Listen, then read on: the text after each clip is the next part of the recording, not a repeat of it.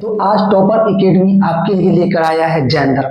हम लोग जानते हैं कि जैन धर्म एक प्रतिक्रियावादी धर्म है जिसके संस्थापक ऋषभदेव अथवा आदिनाथ थे। जैन धर्म में कुल तीर्थंकरों की संख्या 24 हुई है। अंतिम 24वां तीर्थंकर महावीर है। अगर हम बात करेंगे तो प्रथम तीर्थंकर ऋषभदेव, दूसरे अजितनाथ, तृतीय संभवनाथ, 24वें महावीर, 23वें पार्श्वनाथ, 22वें अरिष्टनेमी, 21वें नेमिनाथ इत्यादि हैं। ऐसे ही हम सभी के ऊपर बात करेंगे।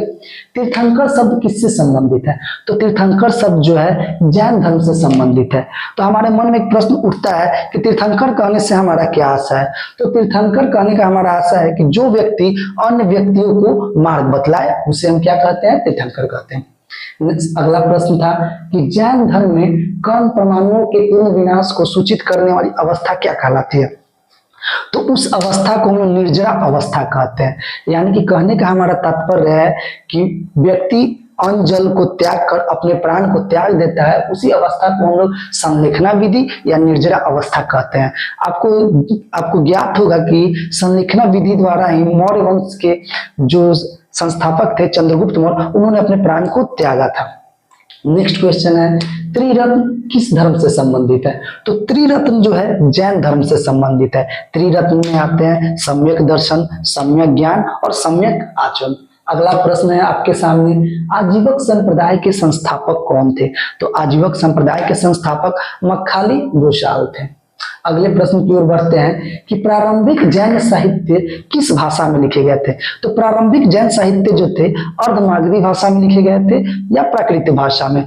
लेकिन अगर प्रश्न रहेगा कि प्रारंभिक बौद्ध साहित्य किस भाषा में लिखे गए हैं, तो पाली भाषा में लिखे गए हैं। अगला प्रश्न है, पार्श्वनाथ से संबंध होने के कारण कौन सा स्थल जैन सिद्ध क्षेत्र माना जाता है? तो वह स्थल का नाम है समेध शिखर, क्योंकि पार्श्वनाथ जो 23वें तीर्थंकर थे जैन धर्म के, उनको ज्ञान की प्राप्ति समेध शिखर पे ही हुई है। नेक्स्ट क्वेश्चन है, किस जैन संगति में अंतिम रूप से श्वेतांबर आगम का संपादन हुआ? देखिए, श्वेतांबर जो श्वेत वस्त्र पहनते थे उन्हें श्वेतांबर बोलते थे, और जो नग्न अवस्था में रहते थे उसे जैन धर्म में दिगंबर बोला गया है। तो श्वेतांबर का आगमन जो हुआ है प्रथम जैन संगति में हुआ है, और प्रथम जैन संगति पाटलिपुत्र में हुई थी, और जिसकी अध्यक्षता स्थूलभद्र किए थे। और द्वितीय जैन संगति जो है हमारा वल्लभी में हुआ था, जिसकी अध्यक्षता क्षमाश्रवण द्वारा किया गया था। अगले प्रश्न की ओर बढ़ते हैं कि 16 महाजनपद का उल्लेख किस जैन रचना में मिलता है? तो 16 महाजनपद का उल्लेख भगवती सूत्र, जैन रचना अगर पूछेगा तो भगवती सूत्र, और बौद्ध रचना पूछेगा तो अंगुत्तर निकाय। तो प्रश्न दो टाइप से पूछा जा सकता है कि 16 महाजनपद का उल्लेख किस जैन रचना में मिलता है? तो भगवती सूत्र। फिर प्रश्न रहेगा 16 महाजनपद का उल्लेख किस बौद्ध रचना में मिलता है? तो अंगुत्तर निकाय। बौद्ध ग्रंथ कौन सा है? अंगुत्तर निकाय।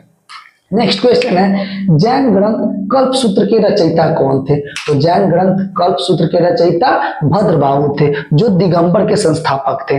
श्वेतांबर की अगर बात करेंगे तो स्थूलभद्र, और दिगंबर के तो भद्रबाहु। नेक्स्ट क्वेश्चन है, जैन मूर्ति पूजा का प्राचीनतम प्रमाणिक अभिलेख कहाँ मिलता है? तो जैन मूर्ति पूजा का प्राचीनतम प्रमाणिक अभिलेख हमें हाथी गुम्फा अभिलेख से मिलता है। हाथी गुम्फा अभिलेख कलिंग राज खारवेल द्वारा स्थापित की गई थी। अब हम 24वें और अंतिम तीर्थंकर महावीर के बारे में बात करते हैं, जो बहुत ही इंपॉर्टेंट है, इस चैप्टर के लिए बहुत इंपॉर्टेंट है।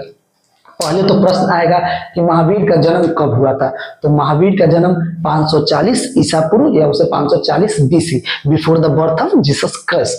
तो महावीर का जन्म कब हुआ है? तो 540 ईसा पूर्व में। महावीर का जन्म स्थल कहाँ है? तो महावीर का जन्म स्थल वैशाली के कुंड ग्राम के निकट, बिहार के वैशाली के कुंड ग्राम के निकट महावीर का जन्म हुआ है। महावीर के पिता का नाम सिद्धार्थ था, जो ज्ञात्रिक क्षत्रिय वंश के थे। महावीर के माता का नाम त्रिशला था, जो लिच्छवी राजा चेटक की बहन थी। महावीर के बचपन का नाम वर्धमान था। महावीर की पत्नी का नाम यशोदा था। महावीर की पुत्री जो थी उनका नाम अनुजा प्रियदर्शनी था, जिनका विवाह जामील के साथ हुआ था। और महावीर के प्रथम शिष्य के रूप में जामील अथवा उनके दामाद को ही जाना जाता है। और महावीर के प्रथम भिक्षु के रूप में नरेश दधिवाहन की पुत्री चंदना को जाना जाता है। और महावीर को निर्वाण की प्राप्ति कहाँ हुई है? तो पावापुरी में 468 ईसा पूर्व में